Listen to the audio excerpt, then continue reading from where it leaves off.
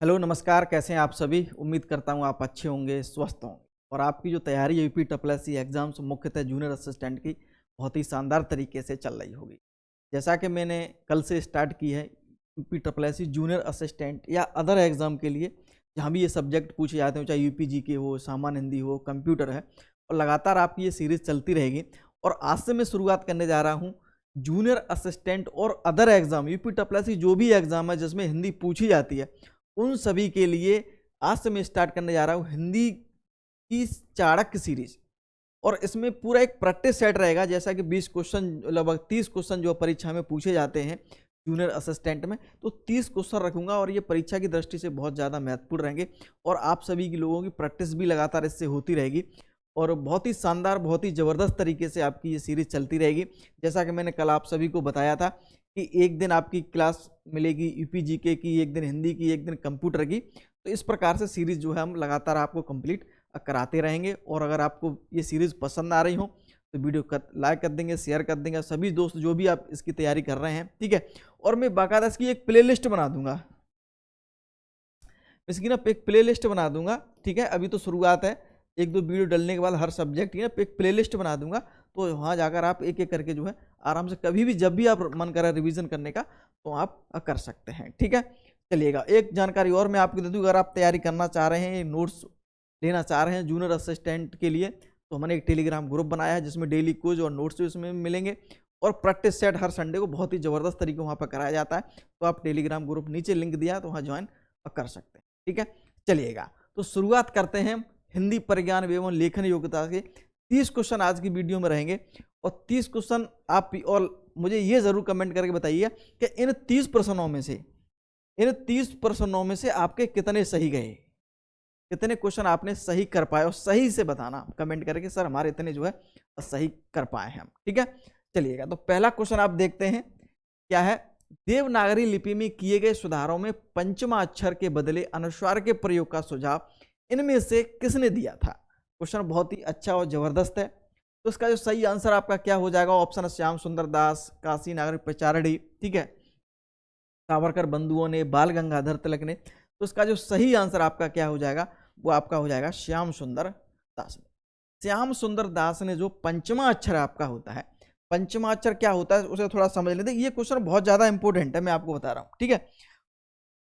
और इसको मैं बहुत डिटेल से बताऊंगा कि जहाँ इससे संबंध कोई भी क्वेश्चन परीक्षा में अगर आता है, देखिए क्वेश्चन तो आप कर लेंगे और प्रैक्टिस सेट भी आप कहीं से भी लगा सकते हैं, क्वेश्चन देख करके उसका सही आंसर पता करके इसका क्वेश्चन ये, इसका आंसर ये हो जाएगा इस क्वेश्चन का। लेकिन जो डिटेल में आपको बताऊंगा ना, वो आपके लिए अति महत्वपूर्ण है, ठीक है। तो उसको आपको समझना है। पंचमाक्षर क्या होता है, देखिएगा, पंचमाक्षर ये होता है कि व्यंजन वर्ण की हम बात करेंगे व्यंजन में, ठीक है। तो व्यंजन वर्ण में, ठीक है, कितने 5 वर्ग होते हैं, कितने वर्ग होते हैं, 5 वर्ग होते हैं, ठीक है। जैसा कि आप सभी को पता होगा अगर तैयारी कर रहे हैं तो इसमें हम एक क वर्ग होता है कि नहीं होता है, ठीक है। एक क वर्ग होता है, च वर्ग होता है, ट वर्ग होता है आपका, ठीक है, एक त वर्ग, और ये आपका होता है प वर्ग, ठीक है। तो थोड़ा थोड़ा इस क्वेश्चन थोड़ा डिटेल में आपको अच्छे से बताना चाह रहा हूं, ठीक है। तो क वर्ग में कौन कौन से अक्षर होते हैं, क, ख, ग, घ, ठीक है, च, छ, ज, झ, हाँ, ठीक है। ट वर्ग है ट, ठ, ट, ट, ओड़ा, ठीक है। त वर्ग है त, थ, त, ध, न, ठीक है।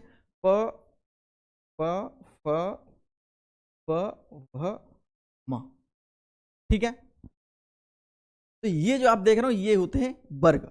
अब एक चीज यहां पे समझनी है आपको कि जो पंचमा अक्षर, हर प्रत्येक वर्ग का पांचवा अक्षर कौन सा है, आप ये देख रहे होंगे कि प्रत्येक वर्ग का पांचवा अक्षर कौन सा है, ये है आपका, ठीक है। ये ध्यान रहे, तो ये इसे ही बोला जाता है पंचमा अक्षर। व्यंजन के जो आपके 5 वर्ग हैं, क वर्ग, च वर्ग, ट वर्ग, त वर्ग, इनमें से जो पांचवा आप देख रहे होंगे वर्ण, वो से क्या बोलते हैं, इसे हम बोलते हैं आपका पंचमा अक्षर।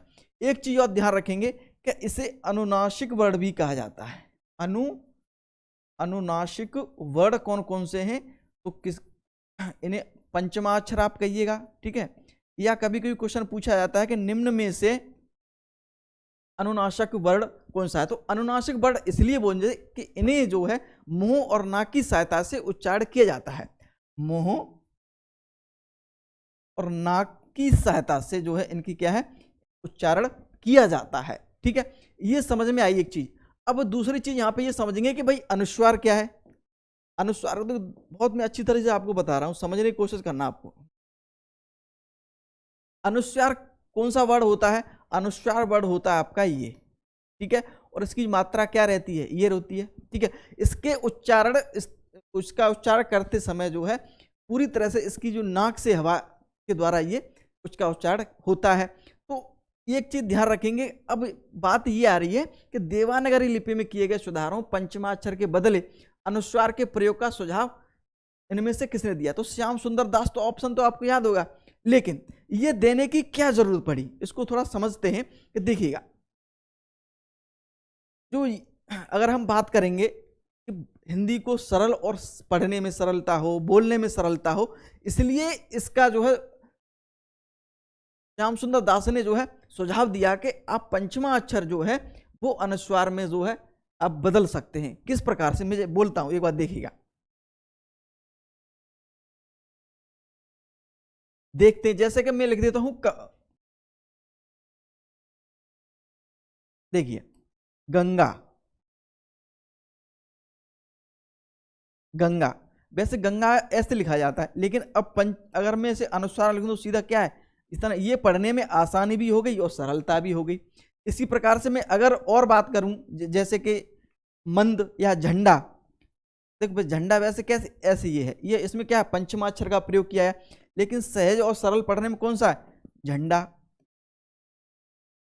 ऐसे, ठीक है। इसी प्रकार से गंगा, गंगा हो गया, झंडा, झंडा हो गया। इस प्रकार से हम बात करेंगे, देखिए चंचल,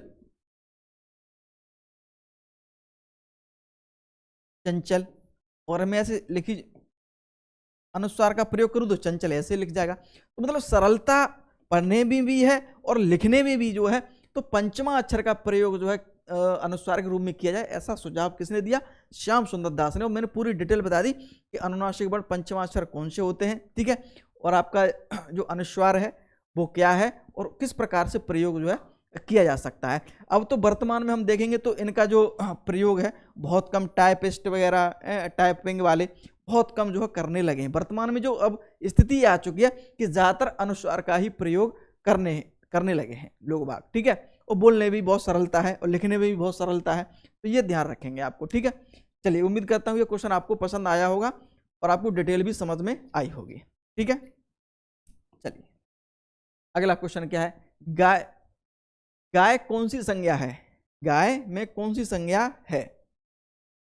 देखिए गाय में कौन सी संज्ञा है, व्यक्तिवाचक, जातिवाचक, भाववाचक और द्रव्यवाचक। और निश्चित रूप से इसका आंसर आपको पता ही होगा, तो इसका आंसर आपका क्या हो जाएगा, तो इसका आंसर आपका हो जाएगा भाई जातिवाचक में। गाय कौन सी संज्ञा है, जातिवाचक, ठीक है। जहां जाति, पूरी जाति का पता चलता है गाय, ठीक है, तो गाय एक जातिवाचक है। और एक चीज ध्यान रखें, गाय में बहुत सारी वर्गीकरण किया गया है या वैरायटी है, जिसमें हम बोलेंगे साहिवाल गाय, ठीक है, हरियाणवी गाय, हरियाणवी गाय, ठीक है, देसी गाय, विदेशी गाय।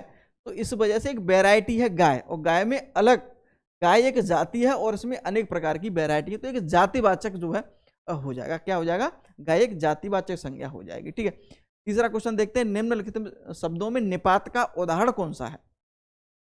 निम्नलिखित में शब्दों में निपात का उदाहरण कौन सा है, बताइएगा। देखिए सबसे पहले ये समझते हैं निपात क्या होता है। देखिए निपात वे शब्द होते हैं जो किसी वाक्य और शब्दों के साथ जुड़ करके जो है उस वाक्य की और शब्द में जोर डाल देते हैं, जोर डाल देते हैं। देखिए जैसा कि मैं बताऊं, इसमें सही आंसर आपका क्या हो जाएगा, वो आपका हो जाएगा ठीक, ठीक है। इसका आंसर आपका तीसरे क्या हो जाएगा, ये ऑप्शन हो जाएगा ठीक हो जाएगा, ठीक है। देखिएगा और भी कुछ शब्द हैं जो निपात हैं, कुछ शब्द हैं इसमें अगर हम बात करेंगे तो देखो भी, तो, तक, केवल, ही। देखिए जोर ये कैसे डालते हैं, देखिएगा,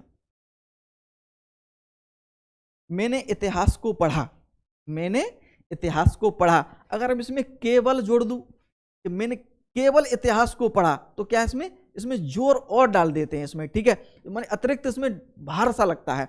ऐसे ही जैसे कि मैं कल आगरा जाऊंगा, तो मैं कल ही आगरा जाऊंगा, तो उसमें क्या है और भार लग जाता है उस वाक्य में, उस शब्द में, ठीक है, अतिरिक्त भार महसूस होता है।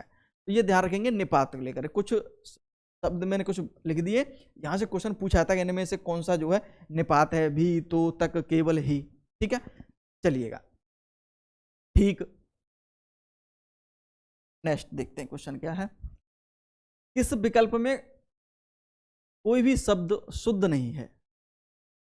किस विकल्प में कोई भी शब्द शुद्ध नहीं है? तो ये तो निश्चित रूप से इसका आंसर आपको पता ही होगा। देखिएगा इसमें क्या हो जाएगा, आनुषंगिक, पदोन्नति, हितैषी, सर्वोपरि, अतिथि, ऊर्जावान। देखिए ये जो बी ऑप्शन है ये मुझे बिल्कुल गलत लग रहा है, बी ऑप्शन मुझे बिल्कुल गलत लग रहा है, क्योंकि आध्यात्मिक होता है, आध्यात्मिक, ठीक है, और रात्रि होता है, रात्रि, यानी कि ये दोनों जो क्या है इसमें गलत दे रखे हो। तो बाकी हितैषी, सर्वोपरि, अतिथि, ऊर्जावान, आनुषंगिक, ये बाकी सभी सही हैं आपके, ठीक है। चलिएगा, तो इसका आंसर क्या हो जाएगा, बी ऑप्शन हो जाएगा। अगला क्वेश्चन है, निम्नलिखित में कौन सा पुल्लिंग शब्द है? ठीक, एक वचन, बहुवचन, पुल्लिंग, ये शब्द ये आपके क्वेश्चन परीक्षा में पूछे ही जाते हैं और आते ही आते हैं, ये ध्यान रखेंगे। इसी प्रकार से वर्णमाला से क्वेश्चन आना ही है, ये निश्चित है। देखिए निम्नलिखित में कौन सा पुल्लिंग शब्द है? गिलहरी, कोयल, खटमल और मक्खी।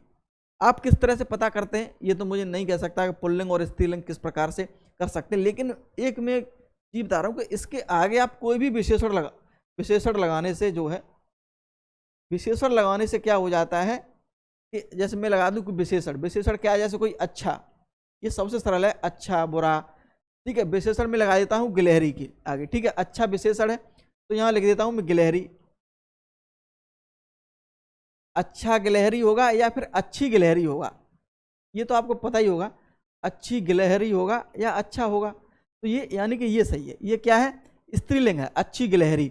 इसी प्रकार से कोयल, अच्छी, यही आप कोई भी विशेषण जोड़ सकते हैं, बुरा जोड़ सकते हैं, बुरा या बुरी है, जो भी आप, लेकिन मैं एक बहुत अच्छा, अच्छी, ज़्यादातर लोग ये याद कर लेंगे, जैसे अच्छी कोयल या अच्छा कोयल, अच्छा कोयल, तो क्या हो जाएगी, अच्छी कोयल, वो एक अच्छी कोयल है, उसकी आवाज़ बहुत अच्छी है, ठीक है, कोयल की आवाज़ बहुत अच्छी है, तो ये क्या हो जाएगा, ये भी स्त्रीलिंग, अच्छा और अच्छी, अच्छी ई की मात्रा जहाँ आ रही है वहाँ पे स्त्रीलिंग, और जहाँ पे आ का होगा वहाँ पे आपका पुल्लिंग, अच्छा अच्छी, ये तो आपको पता ही होगा ना। अगर हम बात करेंगे खटमल की, खटमल, तो खटमल, अच्छा खटमल या अच्छी खटमल, तो अच्छा खटमल, ये बिल्कुल सही हो जाएगा। मक्खी, अच्छी बुरी मक्खी या अच्छी मक्खी, ठीक है, तो ये भी स्त्रीलिंग हो जाएगा, तो खटमल इसका आंसर सही हो जाएगा, ठीक है। कोई भी विशेषण लगा लो, कोई ये नहीं कि ये अच्छा अच्छी लगाना, कोई भी विशेषण आप बना सकते हैं, या फिर कोई वाक्य अपनी तरफ से बना करके भी कर सकते हैं, ठीक है। जैसे कि गिलहरी पेड़ों पर कूदती है, अब कूदता नहीं, जैसे ऐसे भी आप कर सकते हैं, जैसे कि गिलहरी पेड़ पर कूदती है, कूदती है। अब यहाँ पे कूदती होगा या कूदता होगा, तो यहाँ पे कूदती है तो यानी कि स्त्रीलिंग है, और कूदता होता तो पुल्लिंग हो जाता, तो कूदती। इसी प्रकार से किसी भी कोयल, कोयल अच्छा बोलती है, बोलती है न, ये ना होगा कि बोलता है, ठीक है, बोलती है। लेकिन खटमल, लेकिन खटमल में क्या होगा, यहाँ पे पुल्लिंग हो जाएगा कि भाई खटमल क्या है, चारपाई को काटता है, ये ना होगा कि काटती है, काटता है। कोई भी वाक्य अपनी तरफ से जोड़ सकते हैं विशेषण को लेकर के, और इसका आप अच्छे से आंसर निकाल सकते हैं, इसमें कोई ज़्यादा है नहीं टफ। देखिए आने वाला क्षण लाल नजर आता है, रेखांकित शब्द का बहुवचन पहचानिए। अच्छा, आने वाला क्षण लाल नजर आता है, पूरा एक वाक्य है ये, ठीक है, कि आने वाला क्षण लाल नजर आता है। इसमें जो क्षण है ना, ये पूछ रहे हैं कि भाई ये कौन सा वचन है, सदैव एक वचन है, सदैव बहुवचन है या फिर एक वचन है। तो यहाँ पे जो क्षण है ना वो आपका एक वचन है, ठीक है। यहाँ पे क्या है, एक वचन है। यहाँ पे जैसे बहुवचन में क्षणों प्रयोग करते हैं हम, क्षणों का प्रयोग, ऐसे मेरे क्षणों में ऐसा हो गया था, ठीक है, ये मेरा क्षण सही नहीं चल रहे, तो ये एक वचन में हो जाएगा, इसमें कोई दिक्कत वाली बात नहीं, इसका आंसर आप आसानी से निकाल सकते हैं। विराम चिन्हों के प्रयोग से संबंधित कौन सा विवरण सही नहीं है, आपको यहाँ पर नहीं देखना है, ठीक है। तो क्या है, ए ऑप्शन, किसी के महत्वपूर्ण वचन उद्धत करने के लिए अवतरण चिन्ह का प्रयोग किया जाता है, ठीक है साहब। किसी संज्ञा को संक्षेप में लिखने के लिए लाघव या संक्षेपक चिन्ह का प्रयोग किया जाता है, ये भी बिल्कुल भी सही है। द्वंद्व समास के पदों में मध्यप्राय योजक चिन्ह का प्रयोग किया जाता है, ये भी सही है। लिखने में जब कोई शब्द छूट जाता है तब उसके स्थान पर कोष्ठक चिन्ह का प्रयोग किया जाता है, नहीं नहीं नहीं भाई, ये गलत है बिल्कुल। कोष्ठक का चिन्ह का प्रयोग जो है नहीं किया जाता है, और बाकी ये सही, तो इसका आंसर क्या हो जाएगा, डी हो जाएगा, ठीक है। तो ये ध्यान रखें, कोष्ठक चिन्ह कौन सा होता है, कोष्ठक तो आपको पता होगा, ये कोष्ठक होता है, ठीक है, ये भी कोष्ठक चिन्ह होता है, ठीक है। लाघव चिन्ह क्या होता है, लाघव चिन्ह क्या होता है, जैसे कोई शब्द हमें लिखना है, कोई उस संज्ञा को संक्षेप में लिखना है, जैसे हम लिख देते हैं डॉक्टर, ठीक है, और हम कैसे लिख देते हैं, ले भाई डॉक्टर है, ऐसे हम लिख देते हैं राजस्व निरीक्षक, लिखेंगे तो रा बनाकर ऐसे लिख देते हैं, तो ये लाघव चिन्ह है, मतलब शॉर्ट फॉर्म हो जाती है उसकी, ठीक है, तो ये होता है लाघव चिन्ह। तो कुछ चिन्ह हैं परीक्षा की दृष्टि से, तो याद रखेंगे, परीक्षा की दृष्टि से कुछ चिन्ह हैं जो एग्जाम में पूछे जाते हैं, ठीक है, तो मैं वो आपको बताने जा रहा हूं। देखिए पहले योजक चिन्ह, योजक चिन्ह क्या होता है, डैश होता है, जैसे शुभ लाभ राजा रानी में इस प्रकार से देखने को मिलता है। अवतरण चिन्ह क्या होता है, अवतरण, अवतरण आपका चिन्ह होता है इस प्रकार से, आपने ऊपर डैश लिखा हुआ मिल जाएगा, ऐसे ऐसे और ऐसे, ठीक है। लाघव चिन्ह मैंने आपको बता ही दिया है, योजक चिन्ह भी आपको मैंने बता दिया है। अल्प विराम, ये क्वेश्चन बहुत पूछा जाता है कि अल्प विराम और आपका अर्ध विराम, ठीक है, अर्ध विराम चिन्ह कौन से हैं, तो आपके ये हो जाएगा, अर्ध विराम आपका कौन सा हो जाएगा, अल्प विराम चिन्ह हो जाता है आपका ये वाला, ठीक है, और अर्ध विराम चिन्ह आपका हो जाता है ये वाला, तो दोनों में यार अंतर आपको देखना है, ठीक है। चलिएगा, नहीं नहीं ये नहीं होगा भाई, ये है, ठीक है, तो ये ध्यान रखें, अर्धविराम। विवरण चिन्ह और देखिए, विवरण चिन्ह ये होता है ये वाला, ठीक है, ये ध्यान रखेंगे। तो यहाँ से ये चिन्ह है, परीक्षा में पूछे जाते हैं अक्सर, तो मैंने आपको बता दिया है, क्वेश्चन आ गया है तो इंपॉर्टेंट है आपकी परीक्षा की दृष्टि से। अगला क्वेश्चन देखते हैं भाई क्या है, भावुक शब्द का सही संधि विच्छेद क्या होगा, ये तो क्वेश्चन आप निश्चित रूप से कर लेंगे, इसमें कोई दिक्कत वाली बात है ही नहीं, ठीक है। और एक चीज और मैं आपको बता दूं कि जो मैं आपको प्रैक्टिस सेट करा रहा हूं, जो भी आपको करा रहा हूं, उन सभी का पीडीएफ जो है मैं तैयार करूंगा, वो आपको टेलीग्राम ग्रुप पर दूंगा ही दूंगा मैं आपको, ठीक है। टेलीग्राम ग्रुप जो हमने इसकी तैयारी के लिए बनाया है, ठीक है, तो उस पर मैं जो है दे दूंगा, लिंक नीचे दिया है, तो अगर आप ज्वाइन करना चाह रहे हैं तो ज्वाइन कर सकते हैं। वहाँ पे डेली क्विज भी आपको वहाँ पे मिल जाएगा, डेली क्विज आपको वहाँ पे डेली मिलेगा। प्रैक्टिस संडे भाई जो प्रैक्टिस सेट पूरा फुल कराता हूँ ना, फुल टेस्ट, वो बहुत ज़्यादा इंपॉर्टेंट है, और लगभग 20 से 25 टेस्ट कराऊंगा वहाँ पे मैं, ठीक है, विद आंसर के साथ, तो ये ध्यान रखेंगे। भावुक में कौन सी संधि विच्छेद है, तो क्या हो जाएगा इसका आंसर आपका भाधन उक हो जाएगा। इसमें संधि कौन सी है, अयादि संधि है इसमें, ये कलर कैसे चेंज हो जाता है इसमें भाई, अयादि संधि, ठीक है, तो इसका आंसर क्या हो जाएगा आपका सी हो जाएगा।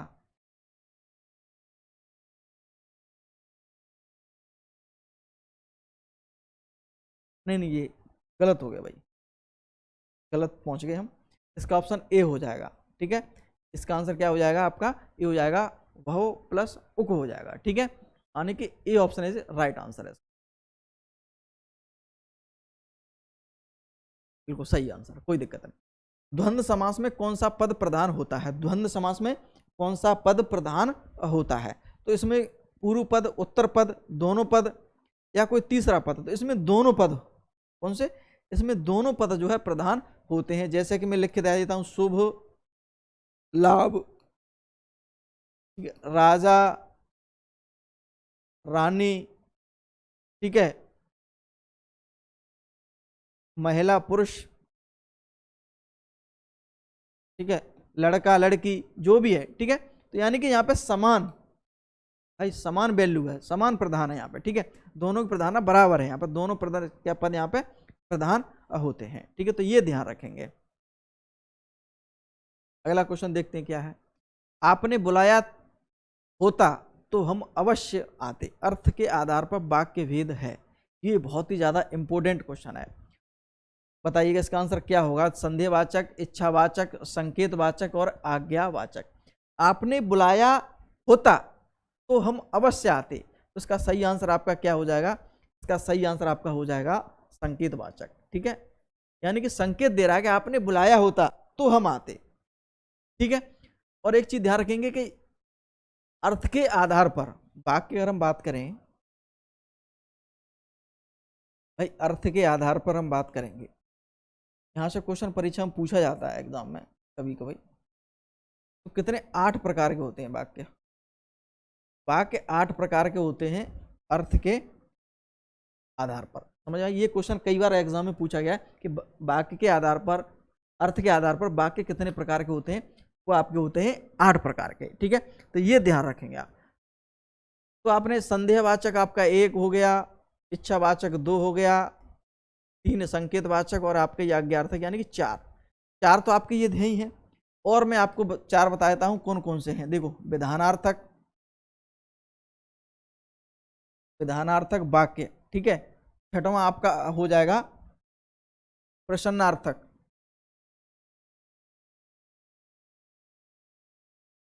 कौन कॉल कर रहा है, ठीक है। और आपका हो जाएगा 7वां हो जाएगा विषमयबोधक, वही बात कर रहा हूं, विषय बोधक, और होता है निषेधात्मक बोधक,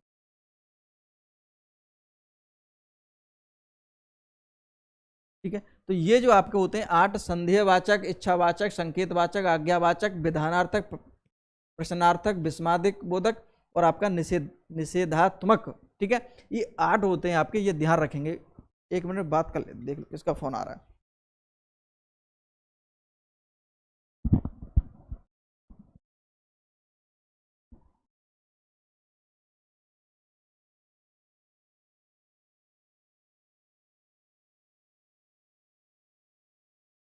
चलिएगा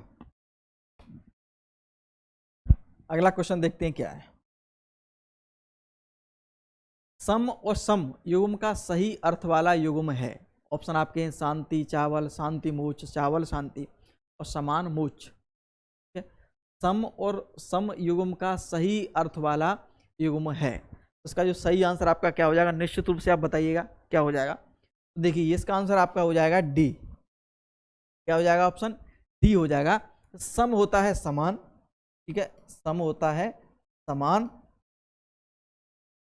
और सम इसे मोक्ष भी कहते हैं, ठीक है। क्या कहते हैं, इसे मोक्ष भी कहते हैं। तो ये ध्यान रखेंगे, डी ऑप्शन हो जाएगा। इनमें से कौन सा शब्द अरुण शब्द का अर्थ नहीं है। अरुण शब्द का अर्थ नहीं है, तो इसका सही आंसर आपका क्या हो जाएगा, आपका वो हो जाएगा, तो गरुड़ तो होता है, केसर भी होता है, सिंदूर भी होता है, यानी कि कर्ण नहीं होगा। तो इसका आंसर आपका सी हो जाएगा, ठीक है। एक चीज ध्यान रखेंगे, ये तो आपके अर्थ है ही है, गरुड़, केसर, सिंदूर। एक चीज ध्यान रखेंगे, सूर्य के जितने भी पर्यायवाची हैं, सूर्य के सभी पर्यायवाची इसके जो है ध्यान रखेंगे, सभी अर्थ में आ जाएंगे, किसके, अरुण के में, ठीक है। तो इस बात को मुख्य रूप से आपको ध्यान देना है, ठीक है। चलिए अगला क्वेश्चन क्या है। तरंग शब्द का पर्यायवाची है। तरंग शब्द का पर्यायवाची है, बहुत अच्छा क्वेश्चन है और ये एग्जाम में पूछा भी कई बार गया है। तो उसका आंसर आपका क्या हो जाएगा, पुष्कर, कूल, जलद, उर्मी, ये ऑप्शन है। तो उसका आंसर आपका क्या हो जाएगा, भाई उर्मी हो जाएगा, ठीक है। ऐसे है उर्मी, ये शायद मिस्टेक हो गई है, ठीक है, उर्मी हो जाएगा। तरंग शब्द का पर्यायवाची उर्म हो जाएगा। पुष्कर किसका होता है, ये तो तालाब का होता है, तालाब का होता है। जलद ये समुद्र का होता है, ठीक है। और कूल होता है आपका किनारे का, किनारा, ठीक है। इस प्रकार से आपका इसका आंसर हो जाएगा डी हो जाएगा। कर लेंगे, कोई दिक्कत है, कोई दिक्कत नहीं। इनमें से विलोम शब्दों का एक गलत युग्म है। बताइएगा। दक्षिण वाम, ये तो सही है, ये तो सही है। उद्धम निरुद्धम, विधि और निषेध, ये भी सही है। वरवर और शब्द, ये भी सही है। तो यानी कि ये उद्धम का ये जो है नहीं होगा ये, ठीक है। उद्धम का साथ आलसी होता है, क्या होता है? आलसी, ठीक है, आलसी होता है, ठीक है। एक बार मैं कन्फर्म कर लेता हूं, आलस्य, यानी कि आलसी का मतलब आलस्य होता है, ठीक है। तो ये ध्यान रखेंगे, आलस्य, ठीक है। उद्धम का क्या हो जाएगा? विलोम शब्द आलस हो जाएगा, यानी कि ये गलत है, B option is right answer. अगला क्वेश्चन देखते हैं क्या है। जिस पर हमला न किया गया हो, जिस पर हमला न किया गया हो, इसका सही आंसर आपका क्या हो जाएगा? इसका आंसर क्या हो जाएगा? वो हो जाएगा आपका अनाक्रांत, ये ऑप्शन हो जाएगा, जिस पर हमला न किया गया हो। एक और ध्यान रखेंगे, अयोध्या, जिसे युद्ध से न जीता जा सके, जिसे युद्ध से न जीता जा सके, इसका सही आंसर आपका ये हो जाएगा, ठीक है। आक्रांत कहते हैं जिस पर आक्रमण किया गया हो, ठीक है। चलिएगा, घोड़ों का घर कितनी दूर, इस लोकोक्ति का सही अर्थ क्या हो जाएगा? ए ऑप्शन है, जो इच्छा करता है वही प्राप्त होता है, तेजी से काम करने से वह जल्दी निपट जाता है, स्वभाव से चंचल व्यक्ति जल्दी सफलता प्राप्त करता है, कर्मठ व्यक्ति के लिए सफलता सरल होती है। घोड़ों का घर कितनी दूर, ठीक है। तो इसका सही आंसर आपका क्या हो जाएगा? डी हो जाएगा भाई। कर्मठ व्यक्ति के लिए सफलता सरल होती है, जो व्यक्ति कर्मठ होता है उसके लिए क्या है? सफलता वो सरल हो जाती है। आप ही अगर कर्मठता से ईमानदारी से तैयारी कर रहे हैं तो निश्चित रूप से जूनियर असिस्टेंट में आप सफल होंगे, इसमें कोई दो राय नहीं है, ठीक है। तो इसका आंसर आपका क्या हो जाएगा? डी हो जाएगा। चलिएगा, रौद्र रस का स्थायी भाव क्या है? रौद्र रस का स्थायी भाव क्या है? क्रोध, भय, उत्साह और विस्मय। तो इसका सही आंसर आपका क्या हो जाएगा? निश्चित रूप से इसका आंसर आपको पता होगा, रसों में पूछा है तो आपका क्या हो जाएगा? क्रोध हो जाएगा। रौद्र रस का क्या हो जाता है? क्रोध हो जाता है, ठीक है। तो ये ध्यान रखेंगे। उत्साह किस रस का हो जाता है? वीर रस का, ठीक है। और विस्मय अद्भुत रस का होता है, किसका हो जाता है? अद्भुत रस का हो जाता है, ठीक है। चलिएगा, भय भयानक रस का होता है, ये कौन सी बड़ी बात है? रस कितने होते हैं भाई? रस, रसों की संख्या कितनी होती है? रसों की संख्या 9 होती है, ठीक है। और स्थायी भावों की भी संख्या कितनी होती है? स्थायी भावों की संख्या कितनी होती है? इनकी भी संख्या 9 होती है। ये क्वेश्चन कई बार एग्जाम में पूछे गए, तो इसको ध्यान रखेंगे। हिंदी में रसों की संख्या कितनी होती है? 9। स्थायी भावों की संख्या कितनी होती है? 9 होती है, ठीक है। तो इस बात को विशेष रूप से आपको ध्यान रखना ही रखना है। चलिए, किस छंद में 26 मात्राएं होती हैं तथा 14-12 पर यति होती है? वीर, सोरठा और गीत का और छप्पे। तो इसका आंसर आपका क्या हो जाएगा? गीत का हो जाएगा, ठीक है। गीत का एक जो है सम छंद, सम मात्रिक छंद है, सम मात्रिक छंद है, ठीक है। और इसमें मात्रा कितनी होती है? 26 होती है, ठीक है। तो ये भी ध्यान आपको रखना है। मोम सा तन घुल चुका, अब दीप सा मन जल चुका, इस पंक्ति में कौन सा अलंकार है? ओहो, क्या बात है, बहुत ही जबरदस्त क्वेश्चन आपका ये जो है पूछा गया है। बताइएगा इसका आंसर क्या होगा भाई? ये क्वेश्चन बाकी बहुत ही अच्छा है आपके लिए। देखिए, मोम सा तन घुल चुका, अब दीप सा मन जल चुका, इस पंक्ति में कौन सा अलंकार है? तो उसका जो सही आंसर आपका हो जाएगा वो हो जाएगा पूर्वोपमा अलंकार। देखिएगा, उपमा अलंकार का ये भेद है, ठीक है। उपमा अलंकार, थोड़ा इसको समझ लेते हैं। जो क्वेश्चन थोड़ा हल्का डीप होता है ना, तो उसका थोड़ा समझना हो जाता है। जैसे पहला क्वेश्चन था, एक क्वेश्चन और था, एक क्वेश्चन ये है, ठीक है। पूर्वोपमा और लुप्तोपमा, ये दोनों जो भेद है वो उपमा अलंकार के हैं। उपमा अलंकार क्या होता है? कि जहां तुलना की जाती है, जहां तुलना की जाती है, ठीक है, जहां तुलना की जाती है, ठीक है, एक चीज। और उपमा अलंकार अगर हम बात करेंगे तो 4 तत्व होते हैं। कौन से होते हैं भाई? 4 तत्व होते हैं, ध्यान रखेंगे। उपमेय, ठीक है, और उपमान, साधारण धर्म, थोड़ा इसको समझ लेंगे, बहुत अच्छा क्वेश्चन है ये, ठीक है। साधारण धर्म और आपका हो जाएगा यहाँ पे पहला, दूसरा, तीसरा और वहाँ पे हो जाएगा चौथा वाचक शब्द। ठीक है, वाचक शब्द, इसके 4 तत्व होते हैं, उपमेय, उपमान, साधारण धर्म और वाचक शब्द। ठीक है भाई, उपमेय क्या होता है? उपमेय क्या होता है भाई? जिसकी उपमा दी जाती है, जिसकी उपमा दी जाती है। ठीक है, और उपमान क्या होता है? उपमान ये होता है कि जिससे तुलना की जाती है, जिससे तुलना की जाती है। समझ रहे हैं ना मेरी बात को? जाती है। ठीक है, साधारण धर्म क्या होता है कि भाई इसमें जो विशेषता या गुण, अरे किसी चीज की जब तुलना करेंगे तो किसी विशेषता, किसी गुणों को लेकर के ही तो करेंगे तुलना। जब हम किसी 2 व्यक्ति या 4 व्यक्तियों में करते हैं तो किसी गुण या कोई विशेषता के लिए तो करते हैं।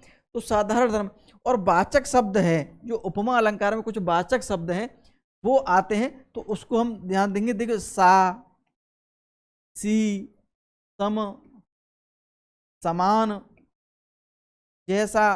ठीक है, तो ये देखने को आपको मिलते हैं। अब समझना इस ऑप्शन को, देखिएगा जहां पे चारों तत्व हों, आप ये पढ़ेंगे मोम सातन। देखो सा तो ये आपका समान, ये आपका सा ही आ गया, वाचक शब्द ही आ गया।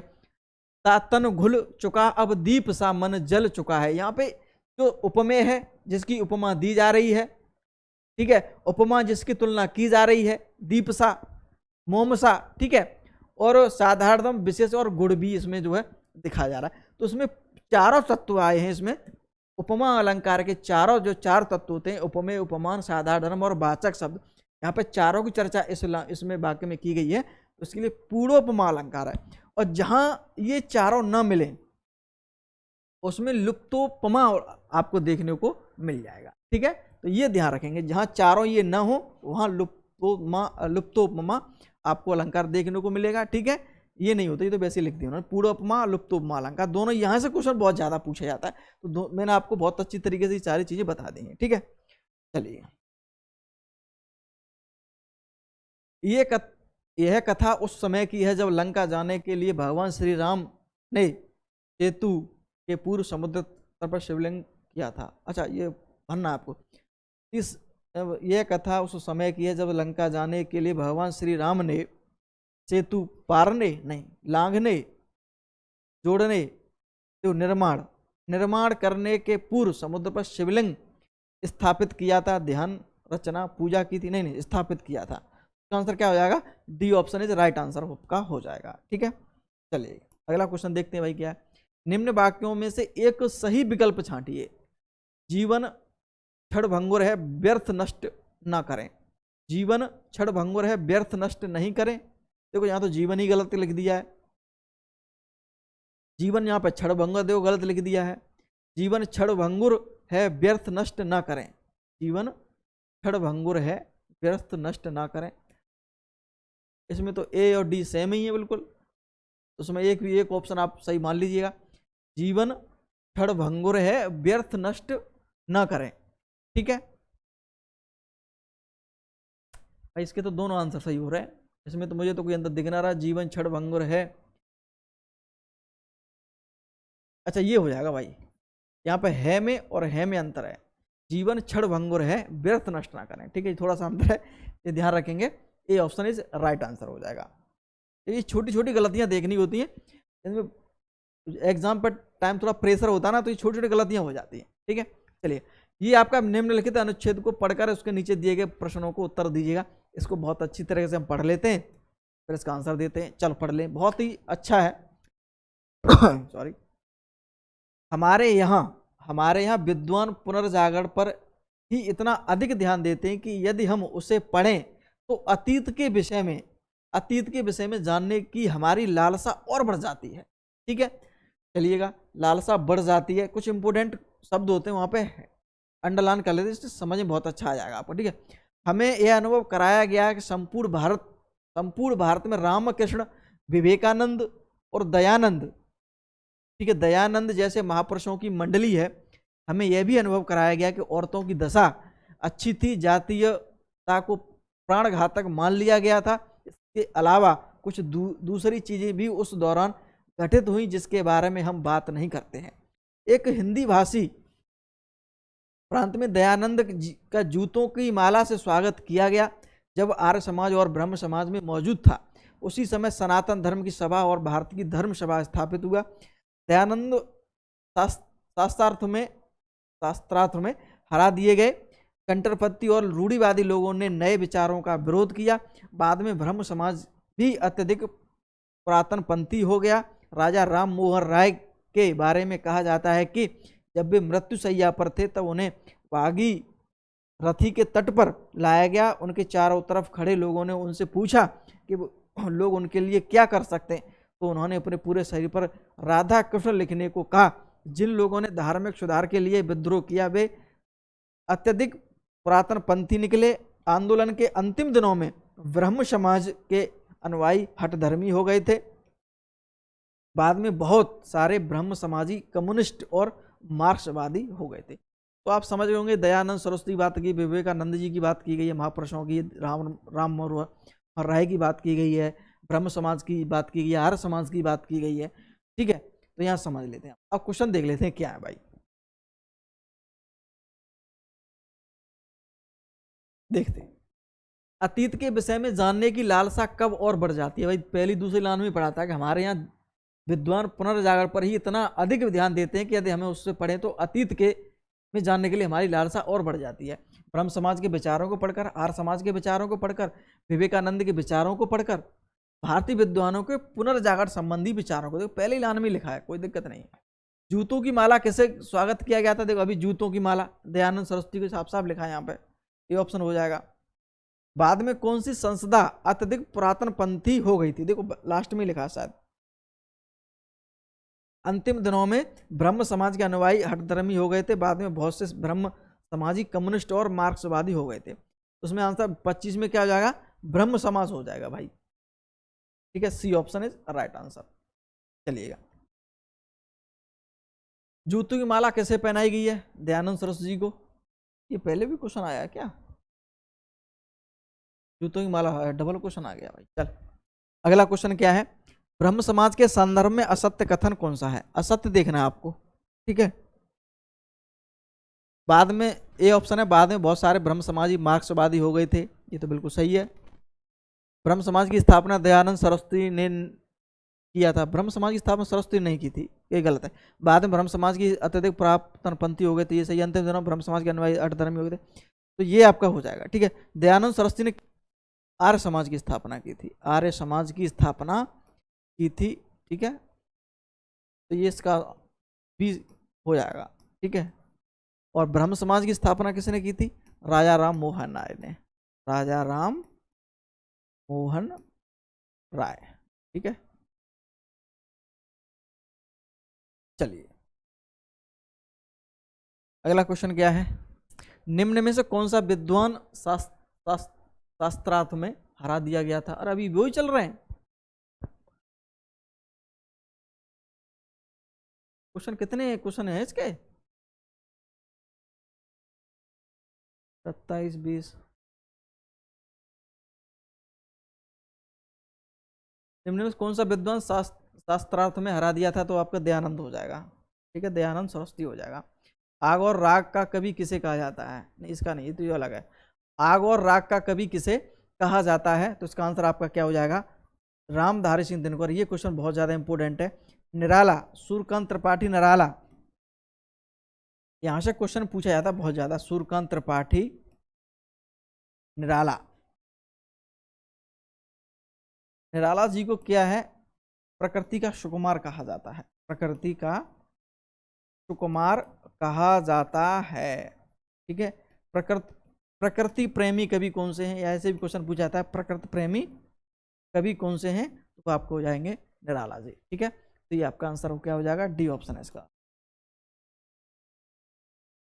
हुमायूं रासो किसकी प्रसिद्ध रचना है, सारंगधर, नरपतनाल, जगनेक और दलपत, इसका सी ऑप्शन हो जाएगा भाई ये।